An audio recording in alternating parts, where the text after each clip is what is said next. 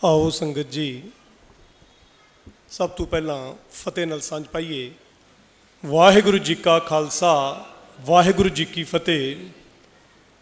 काफ़ी लंबे समय तो आप जी दीवान विच सजे हो, सो बड़ी ही संखेप दे विच मैं आप जी नाल अज दे इस परब की गल सांझी करन दा यतन करांगा।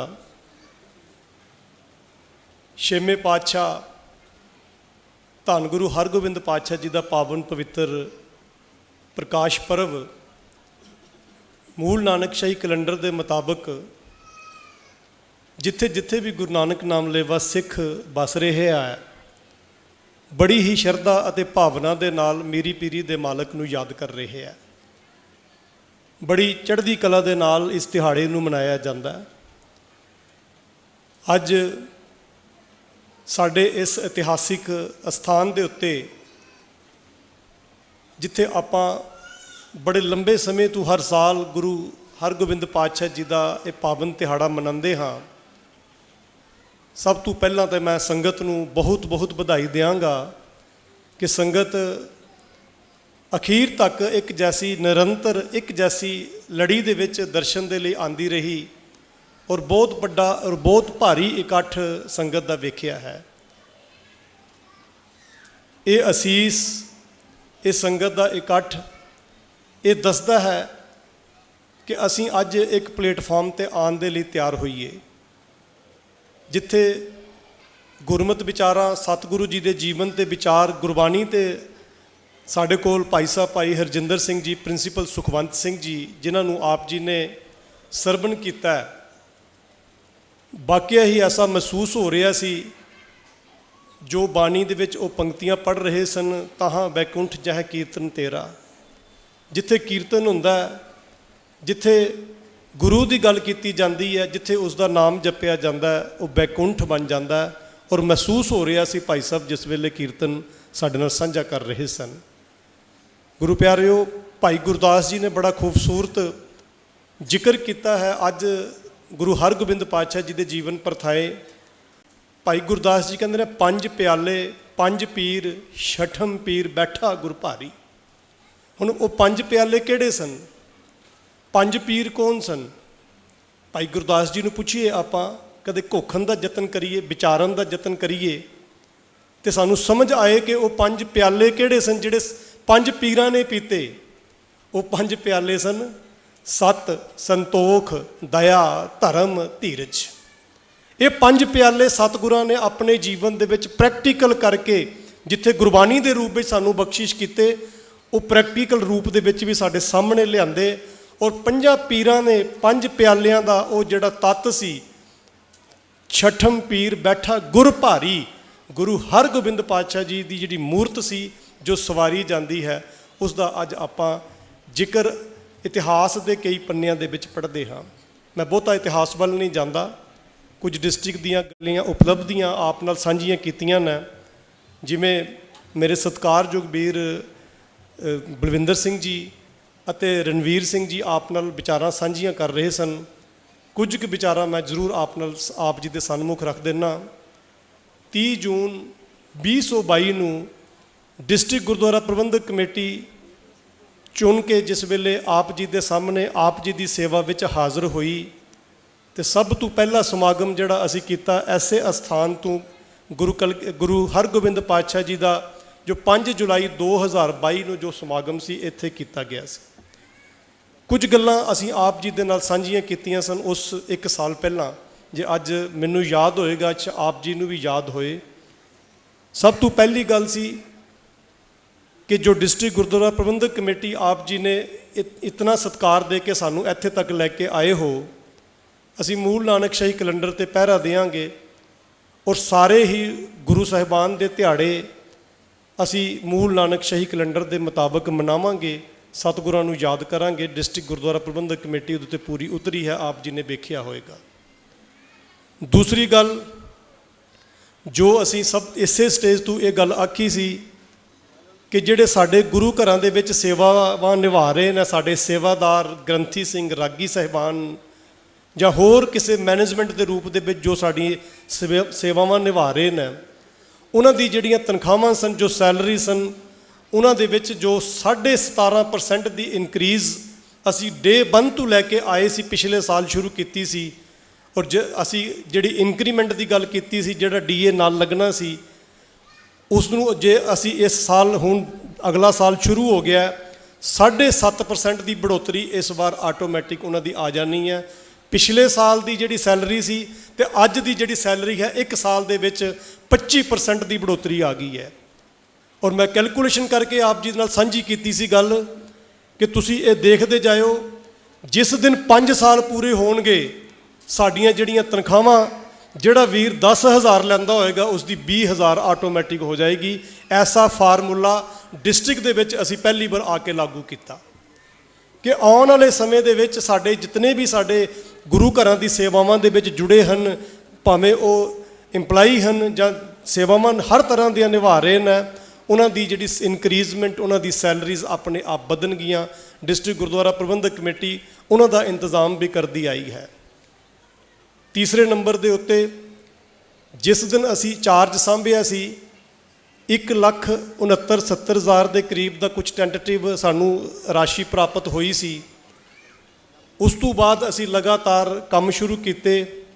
ਅੱਜ ਡਿਸਟ੍ਰਿਕਟ ਗੁਰਦੁਆਰਾ ਪ੍ਰਬੰਧਕ ਕਮੇਟੀ ਦੇ ਕੋਲ ਕਰੀਬਨ 40 ਲੱਖ ਦੇ ਆਸ-ਪਾਸ ਦਾ ਜੋ ਇਸ ਵੇਲੇ ਸਾਡੇ ਕੋਲ ਅਮਾਊਂਟ ਹੈ, ਟੈਂਟੇਟਿਵ ਹੈ। ਮੈਂ ਇਹਦੀ ਕੋਈ ਉਹ ਨਹੀਂ ਕੈਲਕੂਲੇਸ਼ਨ, ਕਿਉਂਕਿ ਪੂਰੀ ਨਿਕਲੀ ਨਹੀਂ ਹੈ, ਸਾਰੀਆਂ ਗੋਲਕਾਂ ਖੁੱਲੀਆਂ ਨੇ, ਅਜੇ ਤੱਕ ਹਿਸਾਬ ਪੂਰੇ ਨਹੀਂ ਆਏ, ਪਰ ਇੱਕ ਟੈਂਟੇਟਿਵ ਵੇ ਦੇ ਵਿੱਚ ਅਸੀਂ ਕੁਝ ਨਾ ਕੁਝ ਆਪ ਜੀ ਦੇ ਨਾਲ, ਔਰ ਬਹੁਤ ਸਾਰੇ ਪ੍ਰੋਜੈਕਟਸ, ਜਿਸ ਤਰ੍ਹਾਂ ਵੀਰ ਬਲਵਿੰਦਰ ਸਿੰਘ ਜੀ ਨੇ ਆਪ ਨਾਲ ਸਾਂਝ ਪਾਈ ਹੈ ਕਿ ਐਜੂਕੇਸ਼ਨ ਦੇ ਉੱਤੇ ਜਿਹੜਾ ਅਸੀਂ ਕੰਮ ਕੀਤਾ, ਸਾਡੇ ਕੋਲ 23 ਬੱਚੇ ਇਸ ਵੇਲੇ ਜਿਨ੍ਹਾਂ ਦੀ UPSC ਐਗਜ਼ਾਮਸ ਦੀ ਜੋ ਤਿਆਰੀ ਕਰਵਾਈ ਜਾ ਰਹੀ ਹੈ, ਇੱਕ ਬੜੇ ਰਿਪਿਊਟਡ ਇੰਸਟੀਚਿਊਟ ਦੇ ਵਿੱਚੋਂ, ਜਿਨ੍ਹਾਂ ਦੀ ਬਹੁਤ ਵੱਡੀ ਇੱਕ ਅਸੀਂ ਆਪਣੀ ਤਰਫ DGPC ਦੀ ਤਰਫੋਂ ਉਹਨਾਂ ਦੀ ਜਿਹੜੀ ਇੱਕ ਰਾਸ਼ੀ ਹੈ ਉਸ ਪਾਸੇ ਜਾ ਰਹੀ ਹੈ। ਔਰ 23 ਬੱਚੇ ਸਾਡੇ ਜਿਹੜੇ ਨੇ ਉਹ ਇਸ ਵੇਲੇ IAS, UPS, IPS, ਜੋ ਵੀ ਅੱਗੇ ਉਹਨਾਂ ਦੇ ਕੈਡਰਸ ਆਉਣਗੇ, ਜੋ ਉੱਥੋਂ ਪਾਸ ਹੋਣਗੇ, ਉਸ ਪਾਸੇ ਵੀ ਸਾਡੇ ਬੱਚੇ ਤੁਰੇ ਨੇ। ਉਸ ਤੋਂ ਬਾਅਦ DGPC ਜੰਮੂ ਵੱਲੋਂ ਜਿਤਨੇ ਵੀ ਗੁਰੂ ਘਰ ਸਨ, ਉਹਨਾਂ ਦੇ ਵਿੱਚ ਬਿਊਟੀਫਿਕੇਸ਼ਨ ਦੇ ਕੁਝ ਕੰਮ ਸ਼ੁਰੂ ਕੀਤੇ ਗਏ ਨੇ। ਜਿਸ ਤਰ੍ਹਾਂ ਆਪ ਜੀ ਦੇ ਇਸ ਗੁਰਦੁਆਰੇ ਦੇ ਵਿੱਚ ਜਿਹੜਾ ਬਾਹਰ ਦਾ ਸ਼ੈੱਡ ਦੇਖਿਆ ਤੁਸੀਂ, ਇਸ ਨੂੰ ਇੱਕ ਅਲੱਗ ਤਰੀਕੇ ਦਾ ਬਣਾਇਆ ਗਿਆ। ਔਰ ਸਤਿਗੁਰੂ ਜੀ ਨੇ ਜੇ ਇਸੇ ਤਰ੍ਹਾਂ ਕਿਰਪਾ ਰੱਖੀ ਤੇ ਅਗਲੇ ਸਾਲ ਜਦੋਂ ਆਪਾਂ ਐਸੇ ਦੀਵਾਨ ਦੇ ਵਿੱਚ ਹੋਵਾਂਗੇ, ਅੰਦਰ ਦੀ ਜਿਹੜੀ ਰੈਨੋਵੇਸ਼ਨ ਹੈ ਉਸ ਨੂੰ ਵੀ ਕੀਤਾ ਜਾਵੇਗਾ। ਸ਼ਹਿਰ ਦੇ ਵਿੱਚ ਸਾਡੇ ਗੁਰਦੁਆਰੇ ਸਨ, ਬੜੇ ਪੁਰਾਣੇ ਗੁਰਦੁਆਰੇ ਨੇ, ਜਿਹੜੇ ਸਾਡੇ ਕੋਲ 10-12 ਗੁਰਦੁਆਰੇ ਸਿਟੀ ਦੇ ਅੰਦਰ ਨੇ।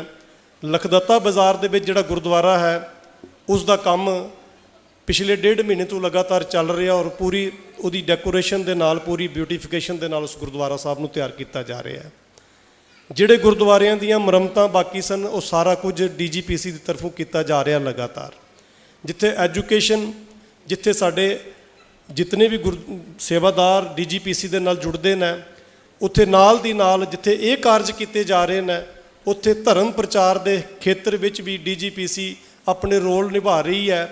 ਸਾਡੇ ਵੀਰ ਰਣਵੀਰ ਸਿੰਘ ਜੀ, ਇਹਨਾਂ ਨੇ ਕਮ ਸੇ ਕਮ ਵੀ 150 ਤੋਂ 200 ਬੱਚਾ ਜਿਹੜਾ ਅਖਨੂਰ ਬਾਰਡਰ ਇਲਾਕੇ ਦੇ ਵਿੱਚ ਜਿਹੜਾ ਗੁਰਮਤਿ ਦੀ ਵਿੱਦਿਆ ਪ੍ਰਾਪਤ ਕਰ ਰਿਹਾ ਹੈ।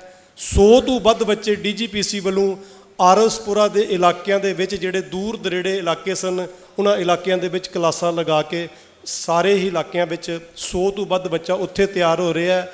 ਵੀਰ ਸੁਰਜੀਤ ਸਿੰਘ ਜੀ ਉਪਰਾਲੇ ਕਰ ਰਹੇ ਨੇ, ਜੋ ਇਹਨਾਂ ਦੇ ਇਲਾਕੇ ਹਨ। ਹਰ ਇੱਕ ਮੈਂਬਰ ਆਪਣੇ ਇਲਾਕੇ ਦੇ ਵਿੱਚ ਕਾਰਜ ਜੋ ਗੁਰਮਤਿ ਦੇ ਕਾਰਜ ਨੇ, ਜੇ ਮਾਂ ਬੋਲੀ ਸਾਡੀ ਸਰਕਾਰਾਂ ਨੇ ਘਰੋਂ ਬਾਹਰ ਕੱਢੀ ਹੈ, ਅਸੀਂ ਕਮ ਸੇ ਕਮ ਉਸ ਨੂੰ ਆਪਣੇ ਘਰ ਲੈ ਕੇ ਆ ਕੇ ਅਸੀਂ ਆਪ ਉਹਦੇ ਉੱਤੇ ਪਹਿਰਾ ਦਈਏ। ਔਰ ਮੈਂ ਫਿਰ ਅੱਜ ਦੇ ਇਸ ਸਮੇਂ ਦੇ ਉੱਤੇ ਆਪਣੇ ਸਾਰੇ ਪ੍ਰਬੰਧਕਾਂ ਨੂੰ, ਜਿਤਨੇ ਵੀ ਗੁਰੂ ਘਰ ਜਿਹੜੇ ਡਿਸਟ੍ਰਿਕਟ ਗੁਰਦੁਆਰਾ ਪ੍ਰਬੰਧਕ ਕਮੇਟੀ ਦੇ ਨਾਲ ਵਿਵਸਥਾ ਹਨ ਜਾਂ ਨਹੀਂ ਵੀ ਵਿਵਸਥਾ ਹਨ, ਪਰ ਸਾਡੇ ਸਿਧਾਂਤ ਜਿਹੜੇ ਹਨ ਉਹ ਗੁਰੂ ਗ੍ਰੰਥ ਸਾਹਿਬ ਜੀ ਮਹਾਰਾਜ ਦੇ ਹਨ, ਮਰਿਆਦਾ ਅਕਾਲ ਤਖਤ ਸਾਹਿਬ ਜੀ ਦੀ ਹੈ, ਔਰ ਸਾਰੇ ਹੀ ਗੁਰੂ ਘਰ ਇੱਕ ਹੀ ਮਰਿਆਦਾ ਦੇ ਵਿੱਚ ਚੱਲਦੇ ਨੇ। ਮੈਂ ਸਾਰੇ ਹੀ ਪ੍ਰਬੰਧਕ ਜਨਾਂ ਨੂੰ ਇਹ ਬੇਨਤੀ ਕਰਾਂਗਾ ਕਿ ਆਪਣੇ ਗੁਰੂ ਘਰਾਂ ਦੇ ਵਿੱਚ ਕਲਾਸਾਂ ਲਗਾਓ, ਗੁਰਮਤਿ ਦੀਆਂ ਕਲਾਸਾਂ ਲਗਾਓ, ਸੰਗੀਤ ਦੀਆਂ ਕਲਾਸਾਂ ਲਗਾਓ। ਔਰ ਮੈਂ ਖਾਸ ਕਰਕੇ ਆਪਣੀਆਂ ਮਾਵਾਂ, ਭੈਣਾਂ, ਧੀਆਂ, ਬੱਚੀਆਂ ਨੂੰ ਬੇਨਤੀ ਕਰਾਂਗਾ ਕਿ ਜ਼ਰੂਰ ਸਮਾਂ ਕੱਢ ਕੇ, ਜਿੱਥੇ ਅਸੀਂ ਅਕੈਡਮਿਕ ਕੁਆਲੀਫਿਕੇਸ਼ਨ ਦੇ ਲਈ ਬੜੇ ਤਤਪਰ ਹਾਂ, ਜਿੱਥੇ ਅਸੀਂ ਬੱਚਿਆਂ ਨੂੰ ਟਿਊਸ਼ਨ ਕਰਵਾਉਣੀ ਹੋਵੇ, ਅੱਛੇ ਕੋਚਿੰਗ ਦੇਣੀ ਹੋਵੇ, ਅਸੀਂ ਸਕੂਟੀ ਤੇ, ਅਸੀਂ ਗੱਡੀ ਤੇ, ਕਿਸੇ ਨਾ ਕਿਸੇ ਤਰੀਕੇ ਨਾਲ ਅਸੀਂ ਬੱਚੇ ਨੂੰ ਉੱਥੇ ਪਹੁੰਚਾਉਂਦੇ ਹਾਂ। ਸਾਡੇ ਮਨ ਵਿੱਚ ਇਹ ਵੀ ਧਿਆਨ ਹੋਏ ਕਿ ਜੇ ਸਾਡੇ ਗੁਰੂ ਘਰ ਵਿੱਚ ਕੇਵਲ ਹਫ਼ਤੇ ਦੀ ਇੱਕ ਕਲਾਸ ਲੱਗਦੀ ਹੈ ਤੇ ਅਸੀਂ ਆਪਣੇ ਬੱਚੇ ਲੈ ਕੇ ਜਾਈਏ। ਜੇ ਬੱਚਾ ਗੁਰੂ ਘਰ ਦੇ ਵਿੱਚ ਆਏਗਾ, ਉਸ ਮਾਹੌਲ ਦੇ ਵਿੱਚ ਆਏਗਾ, ਉਸ ਐਨਵਾਇਰਨਮੈਂਟ ਦੇ ਵਿੱਚ ਆਏਗਾ, ਉਹਦਾ ਬੱਚੇ ਨੂੰ ਬਹੁਤ ਵੱਡਾ ਲਾਭ ਹੋਏਗਾ। ਚਾਹੇ ਉਹ ਆਸਤਾ ਸਿੱਖੇਗਾ, ਲੇਕਿਨ ਗੁਰੂ ਨਾਲ ਜੁੜਨਾ, ਗੁਰੂ ਘਰ ਵਿੱਚ ਆਉਣਾ, ਆਪਣੀ ਵਿਰਾਸਤ ਨੂੰ ਵੇਖਣਾ, ਇਹ ਇੱਕ ਬਹੁਤ ਵੱਡੀ ਗੱਲ ਜਿਹੜੀ ਹੈ ਉਹਨਾਂ ਕਲਾਸਾਂ ਦੇ ਵਿੱਚੋਂ ਨਿਕਲ ਕੇ ਆਉਂਦੀ ਹੈ। ਸੋ ਸਾਰੇ ਹੀ ਪ੍ਰਬੰਧਕ ਜਨਾਂ ਨੂੰ ਬੇਨਤੀ ਹੈ ਕਿ ਆਪਣੇ ਗੁਰੂ ਘਰਾਂ ਦੇ ਵਿੱਚ ਕਲਾਸਾਂ ਜ਼ਰੂਰ ਸ਼ੁਰੂ ਕਰੋ, ਕਿਉਂਕਿ ਇਹ ਜਿਹੜੇ ਸਾਡੇ ਗੁਰੂ ਘਰ ਨੇ, ਇਹ ਸਤਿਗੁਰੂ ਸੱਚੇ ਪਾਤਸ਼ਾਹ ਨੇ ਇੱਕ ਧਰਮਸ਼ਾਲਾਵਾਂ ਬਣਾਈਆਂ ਸਨ, ਚਾਟਸ਼ਾਲਾਂ ਬਣਾਈਆਂ ਸਨ। ਇੱਥੋਂ ਅਸੀਂ ਕੁਝ ਸਿੱਖ ਕੇ ਸਮਾਜ ਵਿੱਚ ਜਾ ਕੇ ਵਿਚਰਨਾ ਸੀ, ਔਰ ਸਮਾਜ ਦੇ ਵਿੱਚ ਜਾ ਕੇ ਤੇ ਅਸੀਂ ਇਸ ਦਾ ਪ੍ਰੈਕਟੀਕਲ ਰੂਪ ਦੱਸਣਾ ਸੀ। ਅਖੀਰ ਦੇ ਵਿੱਚ ਮੈਂ ਇੱਕ ਗੱਲ ਕਹਿ ਕੇ ਖਿਮਾ ਦਾ ਜਾਚਕ ਹੋਣ ਲੱਗਾ। ਸਾਡੇ ਅੱਜ ਆਪਾਂ 6ਵੇਂ ਪਾਤਸ਼ਾਹ ਧੰਨ ਗੁਰੂ ਹਰਗੋਬਿੰਦ ਪਾਤਸ਼ਾਹ ਜੀ ਦਾ ਜੀਵਨ ਵਿਚਾਰਿਆ, ਪੜ੍ਹਿਆ ਹੈ। ਸਤਿਗੁਰੂ ਜੀ ਜੀਵਨ ਦੇ ਵਿੱਚ ਇੱਕ ਮਿਸਾਲ ਹੈ ਐਸੀ ਜਿਹੜੀ ਅਸੀਂ ਸਾਡੇ ਟਿਪਸ 'ਤੇ ਹੋਣੀ ਚਾਹੀਦੀ ਹੈ, ਔਰ ਜਦੋਂ ਵੀ ਅਸੀਂ ਕਿਸੇ ਨਾਲ ਗੱਲ ਕਰੀਏ ਤੇ ਅਸੀਂ ਉਸ ਦਾ ਜਵਾਬਦੇਹ ਹੋ ਸਕੀਏ। ਗੁਰੂ ਹਰਗੋਬਿੰਦ ਪਾਤਸ਼ਾਹ ਜੀ ਦੇ ਸਮੇਂ ਦੇ ਵਿੱਚ ਇੱਕ ਅਸੀਂ ਆਮ ਤੌਰ ਦੇ ਉੱਤੇ ਪਾਤਰ ਪੜ੍ਹਦੇ ਹਾਂ ਕਿ ਪੈਂਦੇ ਖਾਂ ਦਾ ਜ਼ਿਕਰ ਗੁਰੂ ਹਰਗੋਬਿੰਦ ਪਾਤਸ਼ਾਹ ਦੇ ਜੀਵਨ ਵਿੱਚ ਆਉਂਦਾ ਹੈ। ਪੈਂਦੇ ਖਾਂ ਮੈਂ ਸ਼ਾਰਟ ਦੇ ਵਿੱਚ ਦੱਸਣ ਲੱਗਾ, ਉਹ ਸਨ ਜਿਹੜੇ ਕਦੇ ਜਿਨ੍ਹਾਂ ਦੇ ਮਾਤਾ ਪਿਤਾ ਚੜ੍ਹਾਈ ਕਰ ਗਏ ਸਨ, ਇਸਲਾਮ ਮਤ ਦੇ ਵਿੱਚ ਪੈਦਾ ਹੋਏ ਸਨ ਤੇ ਬੜੀ ਛੋਟੇ ਜਿਹੇ ਸਨ, ਤੇ ਗੁਰੂ ਨਾਨਕ ਦੇ ਘਰ ਵਿੱਚ ਉਹਨਾਂ ਨੂੰ ਲੈ ਕੇ ਆਉਂਦੇ ਨੇ। ਤੇ ਗੁਰੂ ਨਾਨਕ ਦੇ ਘਰ ਵਿੱਚ ਸਤਿਗੁਰੂ ਸੱਚੇ ਪਾਤਸ਼ਾਹ ਦੇ ਅੱਗੇ ਉਹਨਾਂ ਨੂੰ ਪੇਸ਼ ਕੀਤਾ ਤੇ ਆਖਿਆ ਇਹਨਾਂ ਦਾ ਅੱਗੇ ਪਿੱਛੇ ਕੋਈ ਨਹੀਂ ਹੈ, ਇਹਨਾਂ ਦੀ ਪਰਵਰਿਸ਼ ਦਾ ਜ਼ਿੰਮਾ ਲਿੱਤਾ ਜਾਏ। ਸਤਿਗੁਰੂ ਸੱਚੇ ਪਾਤਸ਼ਾਹ ਜੀ ਨੇ ਪੈਂਦੇ ਖਾਂ ਦੀ ਜ਼ਿੰਮੇਵਾਰੀ, ਜੋ ਉਹਨਾਂ ਦੀ ਪਾਲਣ ਪੋਸ਼ਣ ਦਾ ਜ਼ਿੰਮਾ ਲਿੱਤਾ।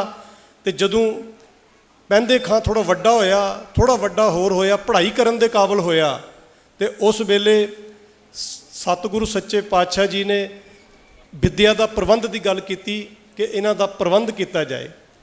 ਗੁਰੂ ਹਰਗੋਬਿੰਦ ਪਾਤਸ਼ਾਹ ਜੀ ਨੇ ਜਿਸ ਵੇਲੇ ਉਹਨਾਂ ਦਾ ਜ਼ਿਕਰ ਪੜ੍ਹਾਈ ਦੀ ਗੱਲ ਚੱਲੀ ਤੇ ਸਤਿਗੁਰੂ ਜੀ ਕਹਿਣ ਲੱਗੇ ਇਹਨਾਂ ਨੂੰ ਦੋਵੇਂ ਵਿੱਦਿਆਵਾਂ ਦਿੱਤੀਆਂ ਜਾਣ, ਇਹਨਾਂ ਨੂੰ ਗੁਰਮਤਿ ਦੀ ਵਿੱਦਿਆ ਵੀ ਦਿੱਤੀ ਜਾਏ ਤੇ ਇਹਨਾਂ ਨੂੰ ਇਸਲਾਮ ਦੀ ਵਿੱਦਿਆ ਵੀ ਦਿੱਤੀ ਜਾਏ।